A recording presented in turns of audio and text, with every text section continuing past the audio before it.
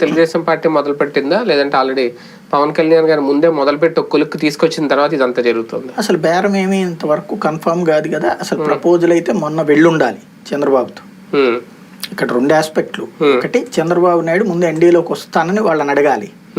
అడిగితే ముందు తీసుకోవడానికి వాళ్ళు సైద్ధాంతికంగా ఒప్పుకుంటే అప్పుడు మిగతా వ్యవహారం నడుస్తుంది, సూత్రప్రాయంగా ఒప్పుకుంటే. ఇప్పుడు వాళ్ళతో జేడీఎస్తో చెప్పేశారు ఇట్లా జేడీఎస్ని వస్తానంది పిలుస్తున్నాం అనేసి. అట్లాగే వాళ్ళ పేరేంటి ఆర్ఎల్డి అనౌన్స్ చేశారు వెంటనే, దానికి ఏదో సాగదీసలేదు.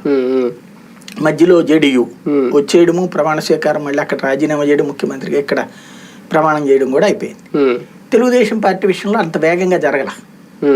ముందు పొత్తు ఏదో ఈయన వెళ్ళటం, పిలవటం వరకు, ఈయన వెళ్ళారు, వాళ్ళు పిలిచారని వీళ్ళు రాస్తారు, ఈయన అడిగితేనే వాళ్ళు ఇచ్చామని వాళ్ళు చెప్తున్నారు.